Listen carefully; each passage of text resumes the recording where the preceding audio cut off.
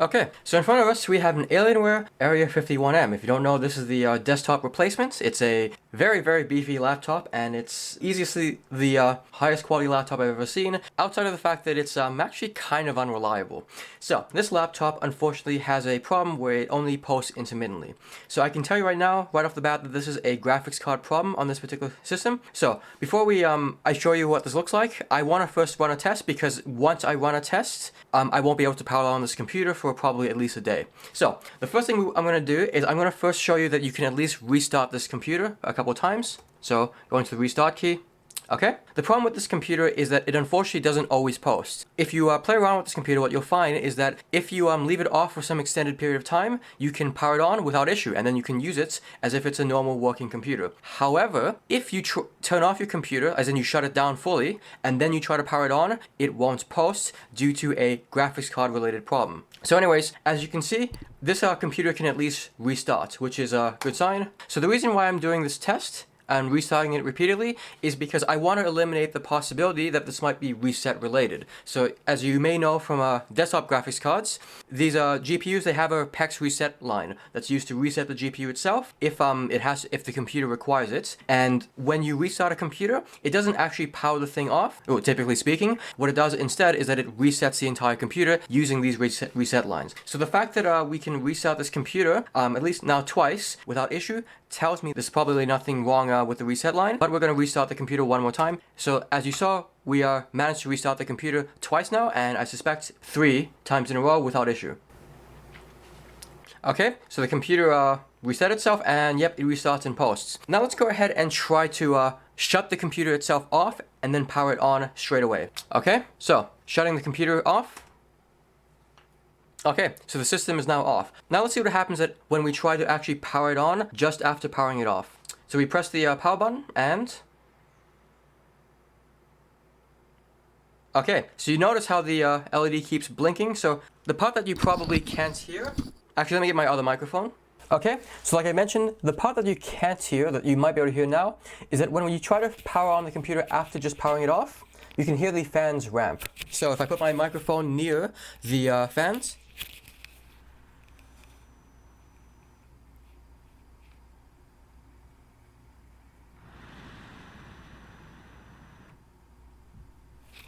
So like you heard, the fans, they start spinning, they ramp up, and then they shut off, and then they ramp up again, and then they shut off. This is because the computer is boot looping. Now in a moment, we should have a few annoying beep codes.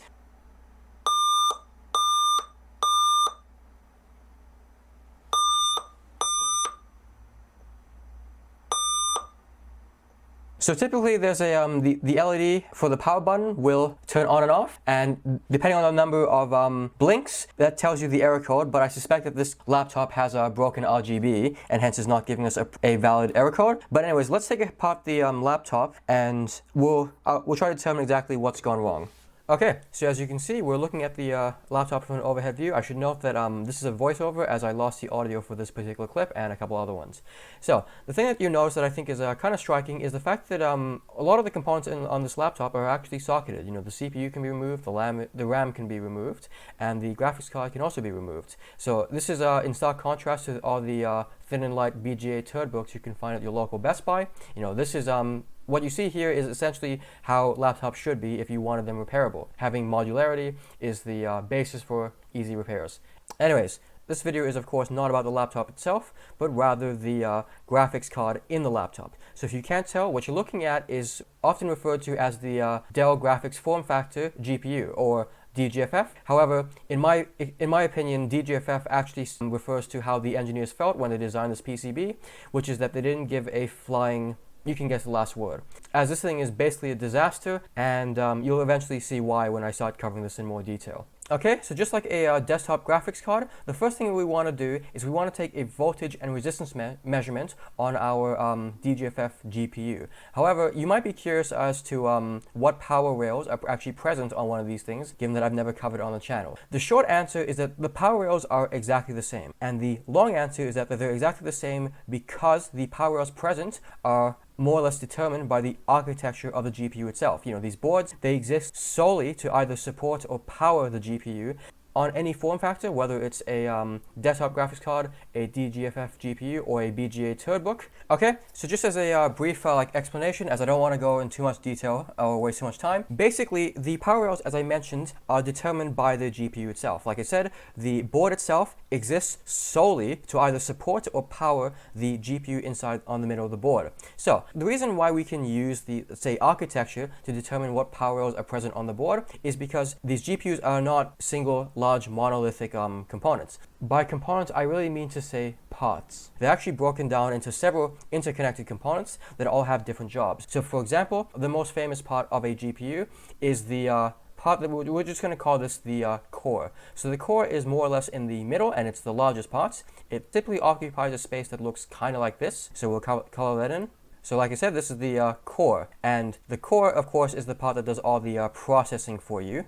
Okay, another part that is commonly found on GPUs is the memory controller. So the memory controller, if you don't know, it interfaces with the memory, and the memory controller typically sits on the outer edge of the GPU die itself, and looks typically like this. I should note that I'm not like an actual engineer, so I might get this explanation slightly wrong, but the idea remains true regardless. So the memory controller, of course, is designed to interface with the memory itself, like, you know, these memory chips here. So GPUs, of course, have other functions, like, let's say, interfacing with the BIOS and dealing with the oscillator and, well, just some other portions. And so there's another secondary portion called the I don't know what it would be called, but I just typically call it the 1.8 volt portion. So the 1.8 volt portion typically lives in the bottom left of the GPU itself. I say typically, but this is, of course, subject to NVIDIA's designs. So it'd be about around here, but I should note that there is another 1.8 volt portion of the GPU, at least another part that gets 1.8 volts, somewhere around here. And then finally, we have a PEX portion of the GPU, designed to interface with, let's say, the CPU, so that the GPU can communicate with the CPU itself and, by extension, complete important tasks. And that part would typically be around the bottom right, so around here, usually. So again, like I said, about in this area. So there's also, of course, other parts. So the display circuitry is typically around over here, somewhere around there, but we don't care about this. So the reason why we can use the breakdown or architecture of a GPU to determine what power rails are present on any given board, whether it's a regular desktop graphics card or a DGFF GPU, or just something that's been soldered onto some BGA turd book, is because all of these portions of the GPU that have different jobs, they also require different voltages. So the famous example, of course, is the V-core. So the V-core in this case is here. Oh, whoops, that's not a good color. So like I said, the V-core typically runs on something that's between 0.65 volts and I'm going to say 1.06 volts for NVIDIA GPUs, more or less. So it does vary a little. And the amperage rate it requires is about 180 amps for this particular GPU in this case. Despite how small this DGFF graphics card is, it actually has a power limit of 200 watts. So as many of you already know, the memory controller requires 1.35 volts. And so because of this, if you're looking at any graphics card, you can basically, at least NVIDIA graphics card, you can basically guarantee that if it has GDDR6, it will have a 1.35 volt rail, designed solely to power both the memory and the memory controller itself. And of course, these GPUs, they have secondary functions, like let's say controlling fan spin or interfacing with the BIOS. And this is done by the, I'm just going to call it the 1.8 volt portion of the GPU, typically in the bottom left, but not always. This, of course, runs on 1.8 volts, as the name implies. And like I said, it handles a lot of these secondary functions. I'm not a GPU engineer, so I don't know exactly what it does, but I know it's related to a lot of secondary functions. And by the way, the 1.8 volts on this particular DGFF graphics card is this inductor over here.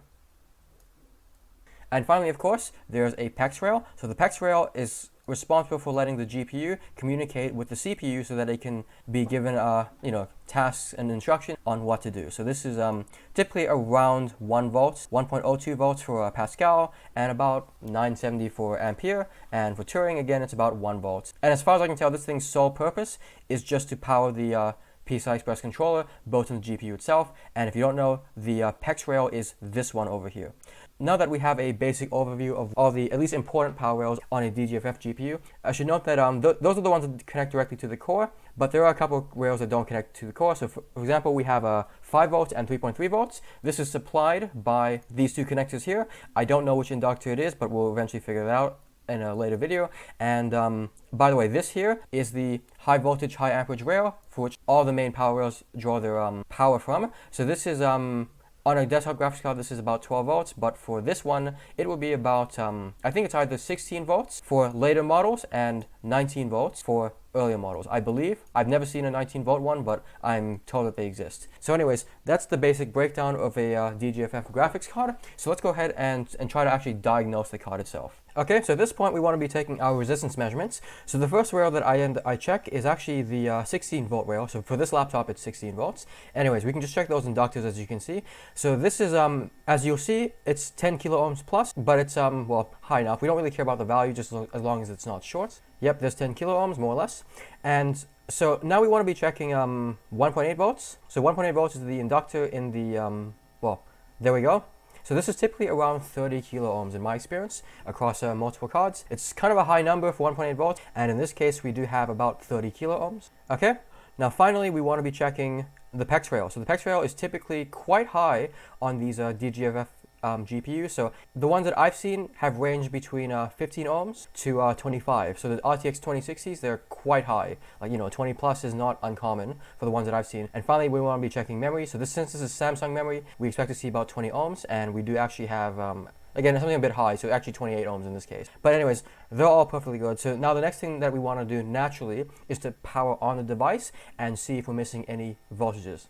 The first thing that we check is that we have the V-core. Notice how the V-core kind of pulses between 800 millivolts and 0. This is perfectly normal given that the computer is boot looping. So you just saw that we have the PEX, and we also now have 1.8 volts. But when we go to check the memory, you'll notice that we have 0 volts, but we still have the 1.8 volt rail. So I know that the GPU has not overheated and shut itself off. Instead, we have a faulty memory phase. So this becomes the source of our suspicion, and thankfully enough, the audio starts working after this point, so you can hear the actual recorded audio at the time. But just remember that the memory phase did not power on.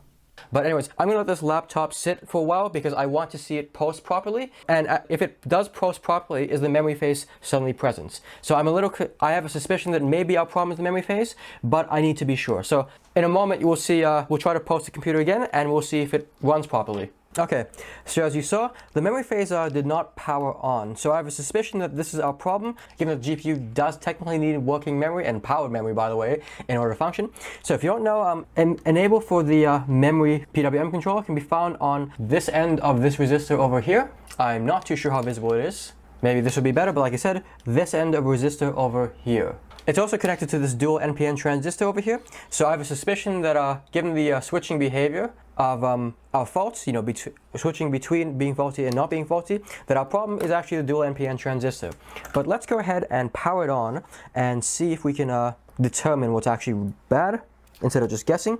And it posts. Let's see. Do we have the memory phase this time? We do. 1.2 volts. That seems a bit low.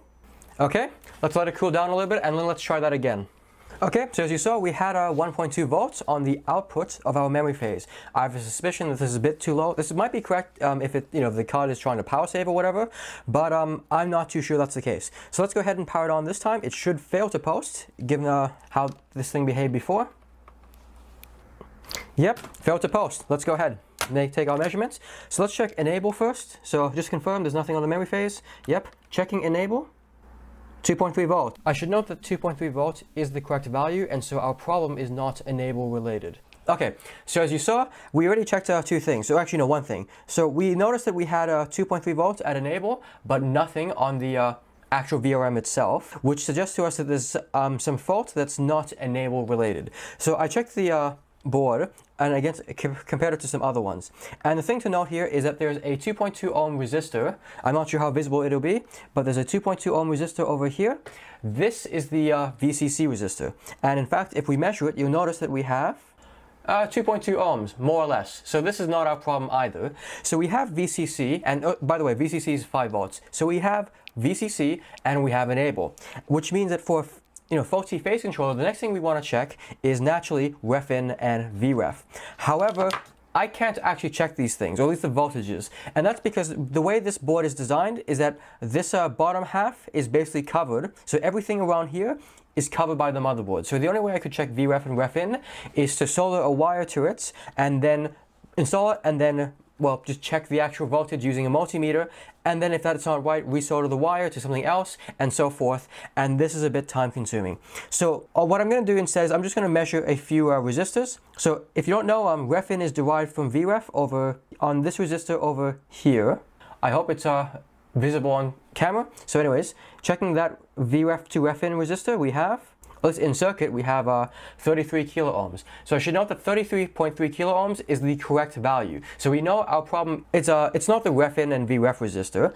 And if you're wondering what this dual NPN transistor does, it helps control the voltage. So the GPU can adjust the voltage at the memory phase. And I can tell you that this is not the problem either, because this connects to a resistor over here at the very, very left on the far end. I meant to say that it connects to ref in through a non-zero ohm resistor. So checking this resistor, in circuit this should measure 82 kilo ohms, and we have about 82 kilo ohms. So this is not our problem either, which means that our suspicion is, because we have VCC and we have enable and we know we must have those things, and the resistors at the ref in and Vref circuit seem to be just fine, my suspicion is that we actually have a problem with the controller itself. Because of how time consuming this is, and because I can't actually measure this due to the amount of time, I'm just going to go ahead and swap this out. This is a UP 9529, I think. Anyways, I have a donor board, so I'm going to replace it using the one I have from a donor board, and then we're going to see if the laptop Alienware Area 51M becomes any more functional.